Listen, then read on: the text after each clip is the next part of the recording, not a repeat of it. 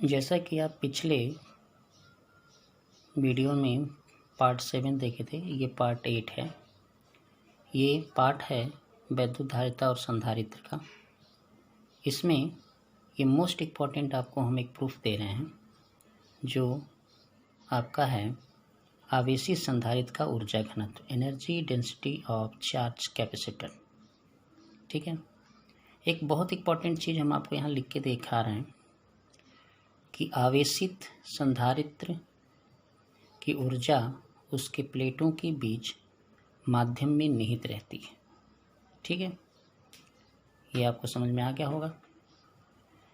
अब थोड़ा सा आप मेंटेन करें तो आपको क्या मिलेगा ये देख लीजिए। अब आवेशित संधारित्र की ऊर्जा घनत्व किसे कहते हैं? ठीक है, तो याद रखिएगा, इसकी परिभाषा है संधारित्र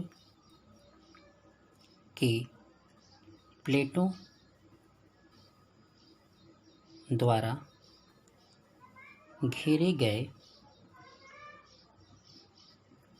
माध्यम के एकांक आयतन में निहित ऊर्जा को संधारित्र का ऊर्जा घनत्व कहते हैं, है ना।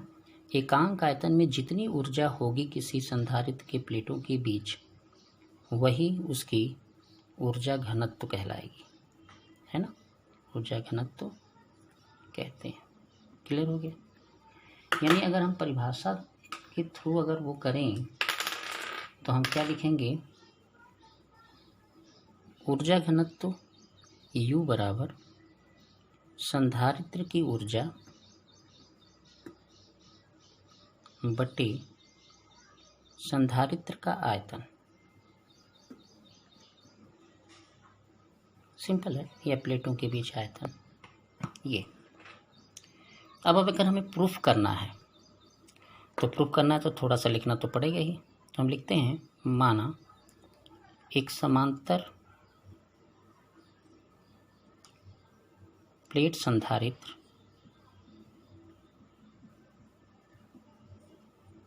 जिसकी प्लेटों का पृष्ठ क्षेत्रफल A है तथा इनके बीच की दूरी D है। ठीक है, इसके बीच, इन प्लेटों के बीच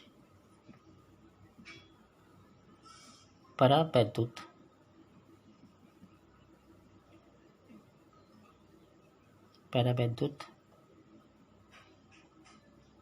पदार्थ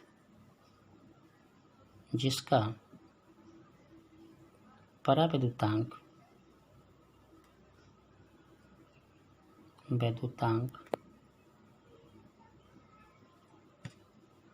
K है, इसे Q आवेश देने पर वैद्युत विभव भी मिलता है ना। देख लीजिए, भी मिलता है। अब क्या होगा? संधारित्र की धारिता, संधारित्र में संचित ऊर्जा U बराबर हम कहते हैं हाफ CV²। थोड़ा देख लीजिए, एक और कॉम्बिनेशन हम आपको दे रहे हैं। हाफ C का मतलब K∁0A/dV², है ना। अब है एक और चीज, संधारित्र का आयतन। ये अगर हम देखें तो क्षेत्रफल गुणे क्या होगा, दूरी, ये हो जाएगा क्षेत्रफल गुणे दूरी। एक बार फिर से देख लें, शायद वीडियो नहीं दिखाई दिया। संधारित्र में संचित ऊर्जा का सूत्र होता है U बराबर हाफ CV²। जो यहाँ C लिखा हुआ है, ये जो C है वो आपका K/0A/D होता है समांतर प्लेट का, जब माध्यम K भरा हो, ठीक है ना। तो अब इसको और ढंग से देखिए, ठीक है। तो अब हमें ऊर्जा घनत्व निकालना है, संधारित्र का क्या निकालना है, ऊर्जा घनत्व निकालना है ना। तो ऊर्जा घनत्व का मतलब हो गया कि ये जो आपका सूत्र लिखा है, ये सूत्र, तो यहाँ पे ऊर्जा बटे संधारित्र का आयतन होगा ही, देख लीजिए।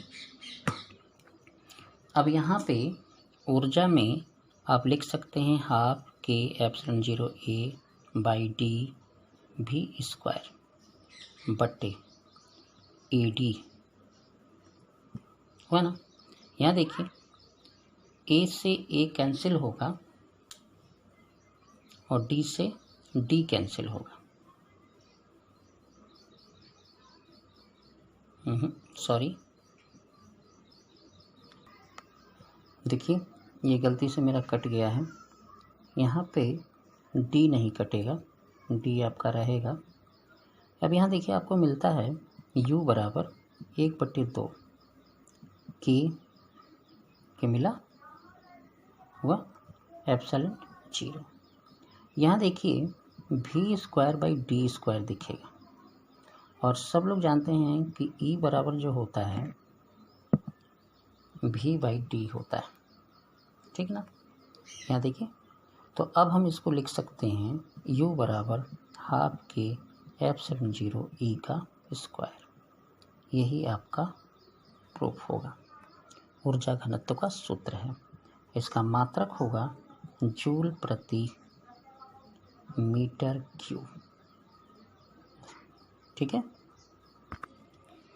अब हम देखते हैं संधारित्र का उपयोग क्या है। संधारित्र का उपयोग, पहला है संधारित्र का उपयोग आवेश के संचायक के रूप में, यानी आवेश का क्या करेगा, ये संचय करेगा। दूसरा है ऊर्जा के संचायक के रूप में, यानी ऊर्जा को भी क्या करेगा, ये इकट्ठा करेगा, ऊर्जा को इकट्ठा करता है। जैसे इसका सबसे बड़ा एग्जाम्पल है साइक्लोट्रॉन।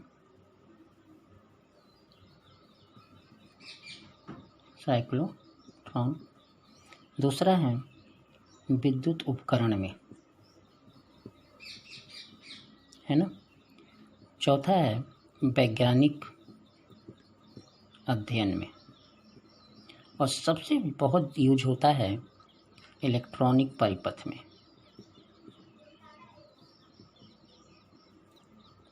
ठीक है। हम देख लीजिए, आवेश संचाय के रूप में, ऊर्जा संचाय के रूप में, विद्युत उपकरण में, वैज्ञानिक अध्ययन में, इलेक्ट्रॉनिक परिपथ में, ये आपका यूज होता है, ठीक है। अगला वीडियो आपका साइक्लोट्रॉन का केवल मिलेगा, है ना। अगला वीडियो आपको साइक्लोट्रॉन का मिलेगा पार्ट 9 में, उसके बाद आपका न्यूमेरिकल। धन्यवाद।